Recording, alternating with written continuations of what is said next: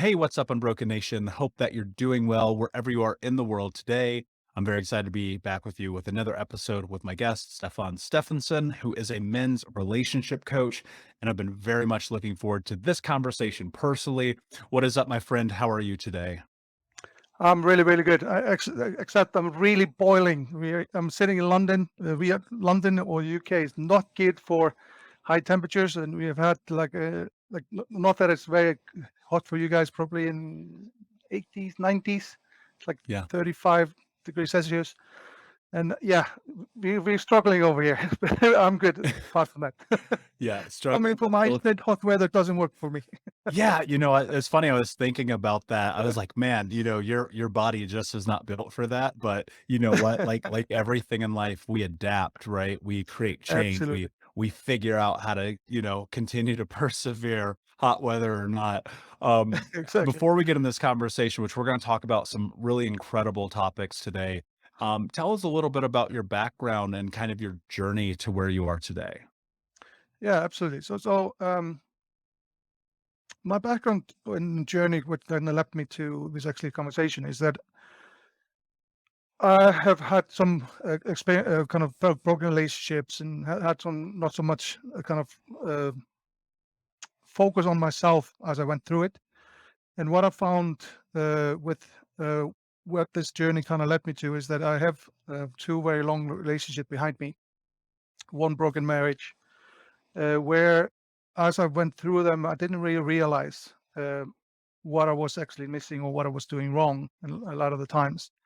So after my divorce, after being with that person for about 6 years, I started to do a lot of self-reflection and trying to understand. And I come from a very stable background, so it was quite of a shock to me when my marriage kind of failed, and I tried everything that I thought possible to kind of trying to retrieve it and then kind of save it. And then as I went down this journey of kind of self-help books, self-discovery, I tried everything, like text her to bed, and all the things that you could find of how to try to save your marriage.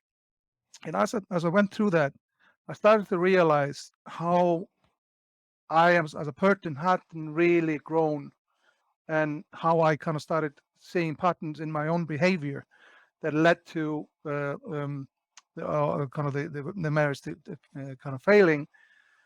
And but as well, like there takes two obviously for things not to work out. So as I went through this, I always remembered having very much wanted to improve myself. It's always been one of my things for myself. I always wanted to improve, and so I put a lot of effort into that. And then as that kind of progressed, uh, I obviously kind of saw other people in the similar situations. And a lot of the times, I kind of find myself a lot of times people when I'm going to a parties and they kind of ask about what background, and I'm kind of open about what my situation is. People open up to me as well. So I felt this is something I could share with other people. Specifically, I think a lot of this has to do with men are not always very good in relationships, and there are certain patterns that men do that lead down to a road uh, that things cannot go very well. So I kind of started reflecting on that, and then somebody suggested to me maybe you should look into going down the coaching path. I signed up to a coaching course where it was like a year coaching coach. Out of that, I got a certificate out of the International Coaching Federation. So it's one of those kind of certifications. And out of that, as we went through that, I kind of we had to pick a niche that was actually resonated with you for your coaching. And then for me was, as I was starting to think about it more and more, thinking of the journey I went through my my relationships, and how I kind of didn't really realize the kind of the failures I was doing, or where I was not attentive enough or not focused enough, that I kind of helmed into this kind of focus of wanting to help other men, knowing my own experience and kind of knowing what can potentially help you to be a better person and a more whole individual and a more present person in the relationships. And that's kind of got me to here, is want to share my story and hopefully see if it resonates with other people and I can help some people. Hey, what's up, Unbroken Nation? Just want to take a moment and invite you to be my guest at Think Unbroken Conference this November. That's right. Think Unbroken is hosting our Unbroken Con for free. It's 5 days of trauma transformation information with myself, special guests, and even some of the leading experts in trauma education from around the world. For 5 days, we're going to jump into what it means to actually take the steps to be unbroken. All you have to do is register for free at unbrokencon.com. That's unbrokencon.com. That's right. 5 days of trauma transformation information with me, special guests, and some of the world's leading trauma trained experts for free for 5 days this November. More details to come. But in the meantime, go to unbrokencon.com to register, and I'll see you there. Yeah, I love that. And I think so frequently for us, this journey is about turning our pain into purpose, is about taking those aspects of our life that for many people, and look, I think to be honest, and especially as men, you know, our understanding of what it means to be a man is often very askew from reality, right? It's work hard, make a lot of money, have a great car, be super fit, but don't be emotional, don't cry, go chop fucking wood in the backyard on Saturdays. And it's like, yeah, but that's not the whole story, right? That can't be the whole story. What were the insights that you had in terms of yourself as you were going through this to realize like there's something here that doesn't actually make sense with how I was raised or how I grew up or these ideas that I had about manhood versus what I think it actually should be? Like for me, there was kind of two things that got. So I have two long relationships behind me, and obviously some shorter ones. The two long ones were like 6 years each. And I come from a very secure background where my parents met. They were at school when they're in their late teens, early 20s. Got married around that time. Still married today. They're in the 80s today. So they were and I don't really remember them arguing much, except now in the later years when they're getting on one another nerves because they're getting older. And but all the friendships around there was very secure. So my perception of a happy relationship was um, being there for the person and just stick it through and get to an end. Uh, so I had some issues as well when I was growing up. I had some self doubts, and my self esteem was very very low. So when I got into my first relationship, I was in a place where somebody wanted to be with me. So I was like, wow, that was awesome. So I wasn't really I focusing. It get was that. never it was very naive, and it comes to what you said before. It's like that was very superficial. It's like I have somebody like I wasn't really thinking what I wanted out of the relationship. I didn't really have a view. I just wanted to be in a relationship. And then as that went through, I didn't really understand what it was. I was very naive and I wasn't really present and I wasn't really paying attention. So that kind of came to an end because I wasn't really planning ahead. I wasn't really thinking, are we getting married or anything like that. And the person I'm with, for some reason, she wasn't really bringing it up either. So, but I think it was more my side is that like what I find with a lot of men is that they're not really thinking what are they want out of the relationship. As you mentioned Mm, before, they want to be able to earn the money, they want to be able to provide for the family, they want to have a good lifestyle, the car, the house, and so on. But what do you actually really want out of the relationship? What is the relationship before? And then my second relationship was the total opposite. I was so focused on thinking now I was going to get married. I needed to sacrifice myself into this relationship and to please the other person and make sure that the other person was happy. mm, So I lost myself from the other side. So I kind of flipped the coin totally from being totally hands off to overly bearing and like wanted to do everything, want to say everything and be there for the person. And so that was not helpful in either of those of the situations. So in my mind, I think a lot of this time is what do you need to invest. It's the strongest thing what you as an individual need to invest in is that what do you want out of the situation you're in. And I think we don't do enough self-reflection on that particular point, I feel. Do you think that is because now obviously in the framework of men, but I think in people in general, why do you think people are not stating what they want or what they need out of a relationship? Is it fear? Is it, maybe they're scared of the potential success? Like, what is it that you think is keeping people from being able to have the kind of relationship that they want to have? So if we talk about both sexes, I think that's the fear of rejection or fear of uh, being rejected or turned down. It's like an individual story would be like everybody has gone through, especially men. I mean, you maybe it happened to me. So I was in San Francisco when in my kind of a single times. I would go in a bar, travel quite a bit for my work.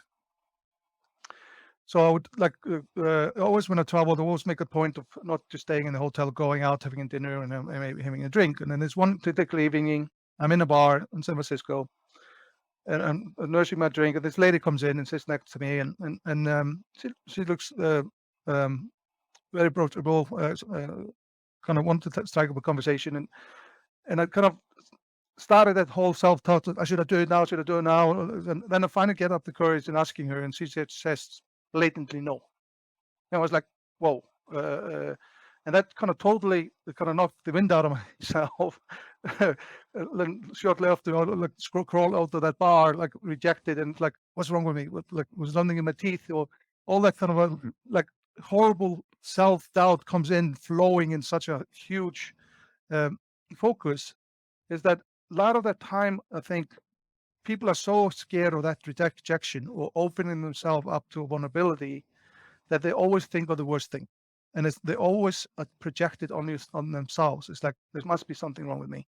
In this case, this lady could be she was waiting for somebody, or she wasn't really in that mood to talk to anybody. So it's more. I think one of those focuses just don't always make it about yourself. It's things. It's what are we always. It's like when you always like tend to compare this with treat yourself as your best friend. So your friend is doing something awesome, and he comes up to you and says, "How was I?" You would never say to him, if you're a true friend, "You were horrible. You should never do that again." You always try to back him up and always say something nice to him. And I think a lot of the time we need to focus on that ourselves. We can't be so hard on ourselves all the time. And I think for men as well, going then to the men specific focus is that we are very afraid of opening ourselves up to any intimacy, because again it comes out we are not masculine enough, we are weak, she will look down on me, and I don't want to, so we kind of tend to put up a shield of everything's okay. How do you step into intimacy while still remaining masculine for whatever that means for you? And obviously masculinity is going to be different for everybody. Everyone has their own definition, but how do you, instead of having that feeling like if I'm intimate, people will look down on me and I won't be strong and I'll be emasculated. How do you do both? How can you be a man in the way that you choose and want to be a man, but also be intimate and have that thing that you're seeking? I think a couple of things in my mind at least. So one is have opinion in a relationship. So if somebody asks you a question, have opinion on that question. But you can say that that's my opinion. We can decide then what if like men tend to do quite a lot is the woman says, "Let's go out on a date. Let's go somewhere. Where should we go?" And you say, and the man will say, "Wherever you want there," thinking by doing that we're pleasing her, allowing her to choose. But sometimes they want you to be present and make a decision, or have at least opinion of what they should be doing. So I think that's very important. The other thing as well, um, and it comes as well, knowing what you want out of it. Uh, because if you don't know what you want out of it, then you don't really have opinion on what your relationship should look like. And I think those two things are very important from a masculine perspective. Is that knowing what you want, have an opinion on things that people want you to do, and then express those opinions and those wants and needs, because you can be very masculine and then do everything as like as you call, chop the wood and make the money and all that kind of thing. But that's just very small part of being a whole masculine, or I prefer to kind of focus it on as like a high value man, or a um, maybe not the right word, like a gentleman. That's how I always brought up. Uh, and it's not always about opening the door or things like that, but it's still offering. I know women as well now want to be treated equal and all that kind of thing. But I think in everyone wants sometimes to be treated nicely, um, like somebody is chivalrous, somebody that does something for you. It doesn't mean that you're being made any less valued, but it's just that people show up. I think it's the kind of the main focus, I think. Yeah, is part of that having the willingness to face the fear of rejection to be able to state what you need? Because, I go and I look back at relationships I've had in the past, and like you, on both sides, I've been this person who I did everything the other person needed, and then on the other side, I did nothing that the other person needed. And so, you live on both sides of these spectrums. How do you kind of navigate being able to get your needs met and meet the needs of the partner or the people that you're with? I think that comes down to very strong communication, or not strong, but like open communication. That is because I think as well. There's a, I found this video the other day, and I think it's been around for a very long time. It's called "It's Not About the Nail," and um, and it's basically this couple sitting on the sofa, and the girl has a nail coming out of her head, and she's describing all these headaches and this pain, and the guy is all about, yeah, just take out the nail, we'll fix everything. And we as men are very solution oriented. That's just how we function. We're very just go fix it. It's on over. But sometimes in a lot of these cases, it's just sitting there listening and not always come up with the solutions. I think it comes down to just being present. A lot of people are focusing on is that you need to be able to do an active listening to the other person and let the other person finish. Because I think the other thing with communication, we tend to, and this comes back to the whole fear of rejection, is that we're very quick wanting to defend ourselves, and then we talk over the other person, and then that escalates into really, really just mudslinging, whatever can happen out of that. But if you sometimes, and then misunderstanding as well, if you don't let the other person finish, because we are not masters in communication, uh, a lot of people, and sometimes it just we need to let the other person try to express themselves without the fear of being kind of bullied or kind of talked down to, or just yeah. So that person knows that they're in a safe space and can actually finish the conversation and have an open conversation of what they're actually trying to achieve or want out of their relationships. I think it's quite important. Yeah, and I love what you said about not being defensive, right? Because I think innately, I think anytime that as human beings we're in communication with each other and there's anything that might bring awareness to an inconsistency or a flaw or however you want to phrase it, like we throw up these giant walls. And, sometimes I think that those very things that the people around us are mirroring back to us, they're doing that not to hurt us, not to insult us, but instead to say, hey, like, are you actually paying attention to this thing over here? And Yeah. it's really easy to be defensive about that. Are there other communication tools that you think people need to be utilizing other than, uh, I don't even want to say waiting your turn, but just sitting in silence and allowing the other person to express their needs? Are there other communication tools that we should be considering when we're having back and forth with people in these intimate conversations? I think as like everybody talks about, like when when there's something bothering you, everybody talks about using the I. Like I feel that you are not listening to me. I feel we're always doing what you are doing. So it makes the statement that way, that you not like you're always doing this, you're always doing that. So it's not attacking that person. I think it's very important. And then the other thing is it's it's a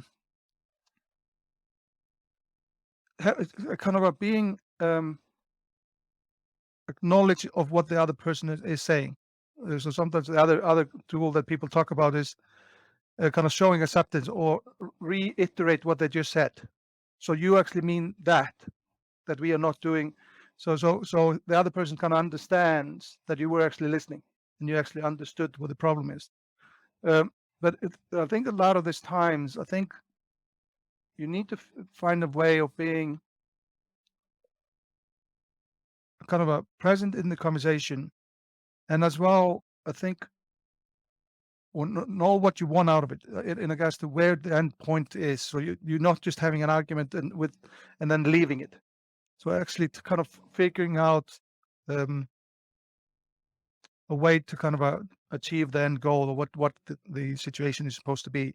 And I think what I find as well in my current relationship is that now that I've kind of done more reflection, I find more what I'm feeling now is that I'm much more aware when there is frustration going on between me and my fiance.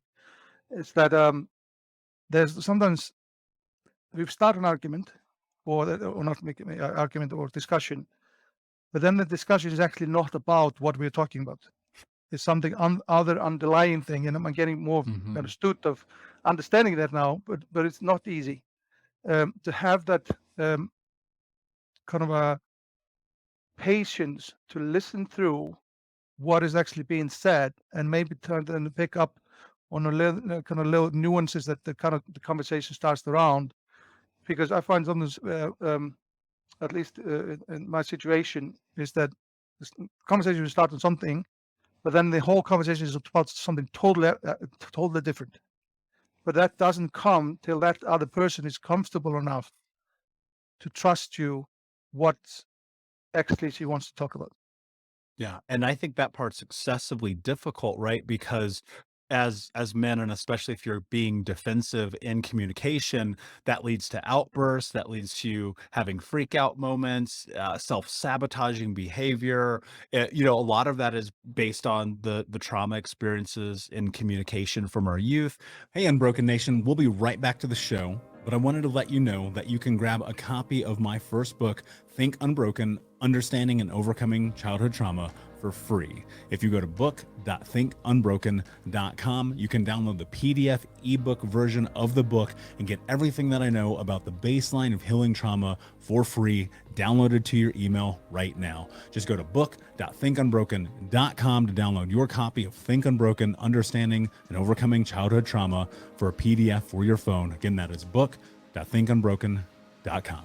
And, even in this conversation with you, I'm thinking to myself, I remember so many times having conversations with partners over the years where it's like there's a giant argument about nothing. Yeah. And you're like, wait a second, like what is actually going on here?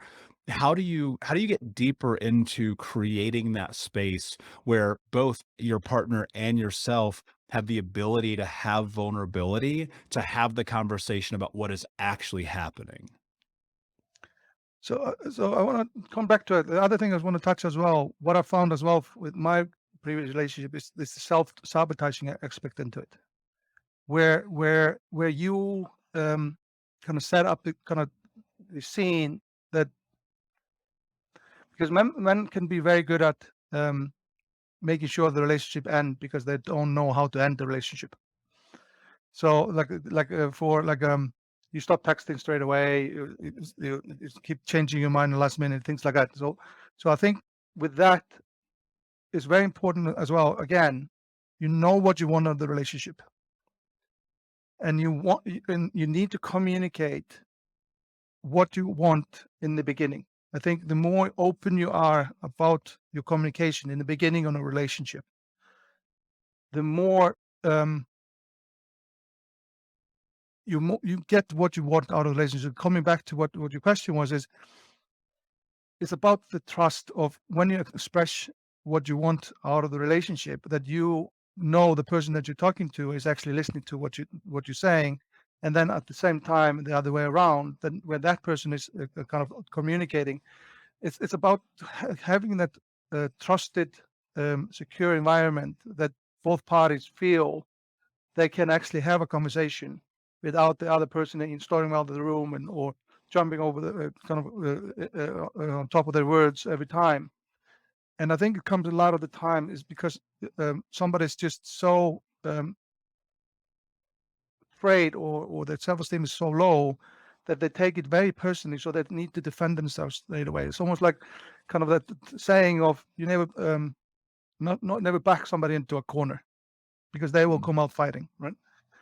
And it's about not making the other person feel that they have been backed into a corner that they need to come out fighting. It's about that you are in an open space and you open communication, and then you have that trust and the respect. And I think it comes very strongly about the respect with that other person, that the other person can actually communicate for themselves. I think that's very important when it comes to communication, that the both person feel respected. Yeah.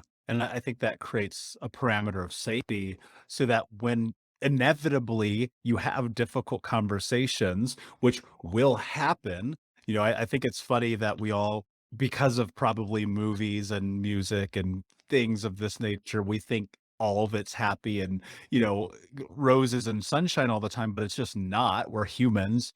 And I think that you're spot on. Like you have to create that space to have that safe and powerful communication.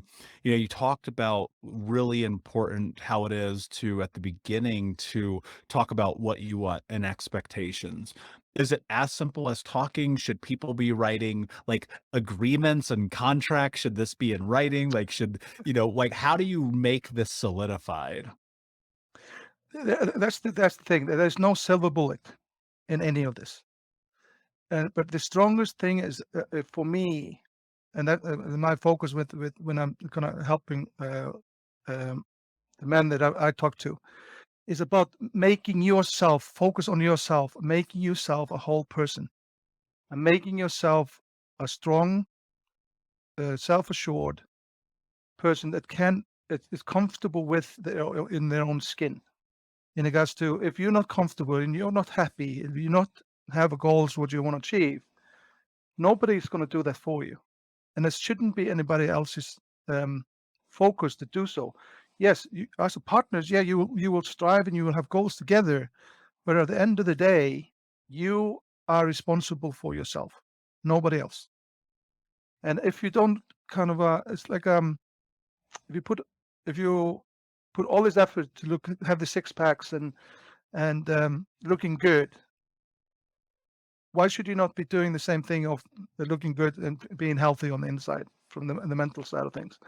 And I see much more, and there's quite a lot of talk in UK at the moment of men and going too far and taking their own lives.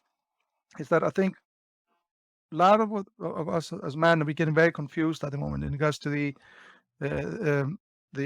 Me Too movement and so on. And I'm all for it, and it's very strong. But at the same time, men need to focus on themselves and be respectful and show up as a respectful individual in a society that is actually happy to be around himself. And I think that that's kind of comes down to your individual, that you need to be a whole individual. Yeah, and the same thing is happening in the States too. I mean, especially post-COVID. I mean, if we're even post-COVID, I don't even know where we're at anymore.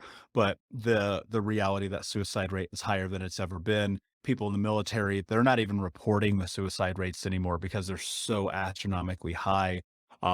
Social media is playing this terrible, terrible influence in our lives. People are consuming more media, they're spending more time just distracted from reality in which I get it, man. I mean, it's like, holy crap, life is really weird right now. And I think that having conversations like this hopefully will help give men many, many more tools and understanding, and hopefully knowing like you're not alone. Like we go through this too. It's funny, people will look at people who are now coaches and they're like, yeah, but what do you really know? What have you been through? And it's like, yeah, but you're on the backside of your own struggles, your own experiences. For those listening who have struggled with mental health, who have self-sabotaged, who have faced, massive fear and intimacy and connection, and they want to be this high value man. They want to be a man who, most importantly, like loves themselves, right? First, because you cannot be filled up by other people. That will never happen. Yep. What are some things that men can be doing today, like literally starting right now, to step into that place of being a man of value for themselves first? I think the first and the foremost is to give yourself a break. Allow yourself that not everything has to be perfect. And I think it's as well, it's focusing.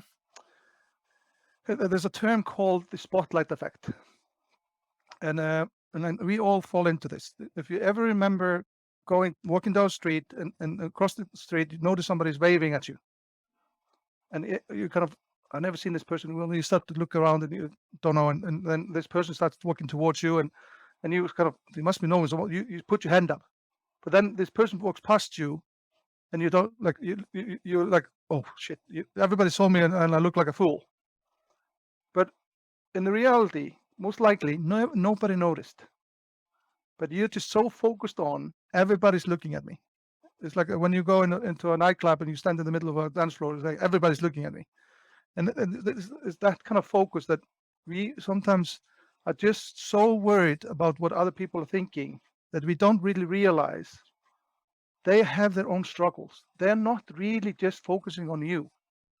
And it's about being able to manage that expectation of, it's okay to be vulnerable. It's okay to be a little foolish now and then. The world is not going to end. What is the worst thing that come out of it? Okay, your feelings got hurt for like a minute, and then you're fine. And for me, it's being able to just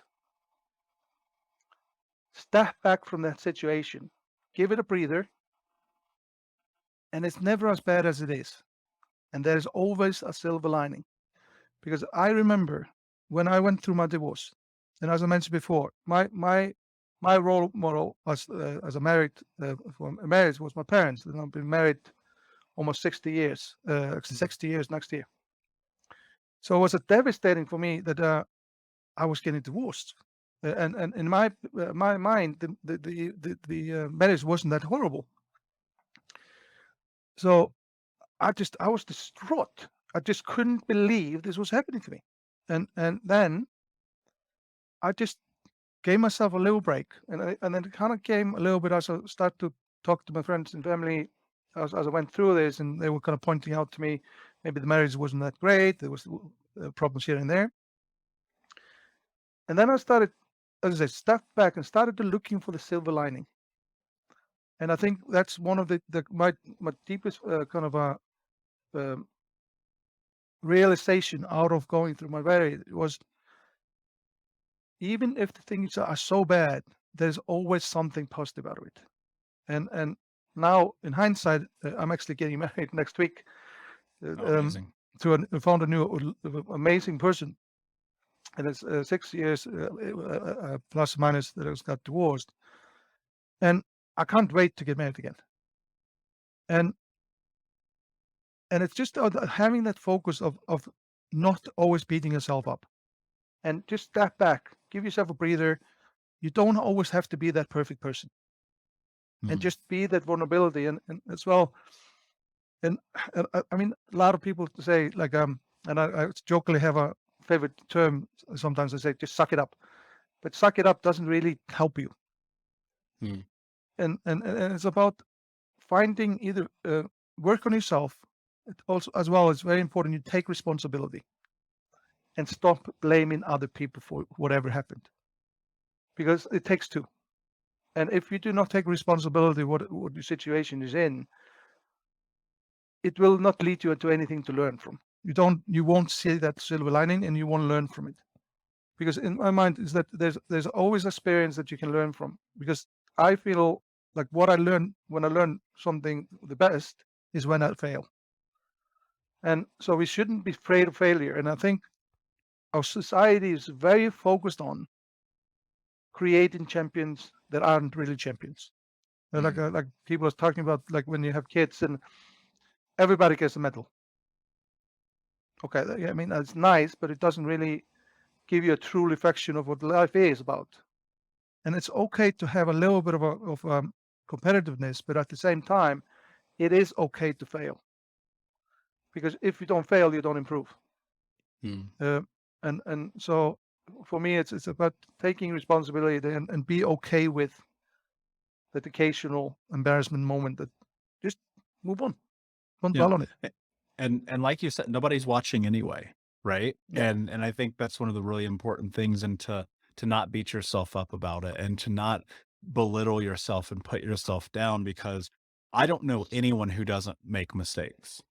I don't know anyone who doesn't fail. I don't know anyone on planet Earth who has not had a moment where they're like, "Why did I just fucking do that?" Right? Like we all have that. And it's like grace and compassion are a couple of the really, really difficult things that men step into. I know in my journey, I tell people all the time, singularly, the most difficult thing I've ever done is to learn to love myself. Period. yep, There's nothing more difficult. And I think that if I know that if you're able to step into that, recognizing the biological and biochemical responses happening in your brain and these different stimulus, you're going to be able to get there. And it's just natural that on a long enough timeline, if you're showing up and you're executing and you're following through, your life will be different. And yeah, and there are silver linings. I know it's hard to, like, think about that, right? Because 'Cause you're like, "My life is a freaking disaster. I'm in a yeah, yeah, divorce. My partner packed up and left." And then it's like, I hate to use this cliche, but time does heal all wounds. And the thing is, you have to be willing to grieve and suffer and be like, "Yeah, this sucks," and not run from it, not stuff it down. And I think the biggest part of that as individuals is learning to be vulnerable with yourself. yeah. And so my hope is that the men listening and anyone listening to this today will come to this realization, like, it's okay, right? I mean, yeah, it sucks, but, like, you're not dead, and so that means that you still have opportunity in front of you. Absolutely agree. I couldn't agree more, because it's like the other famous saying, "You are your worst enemy," right? True.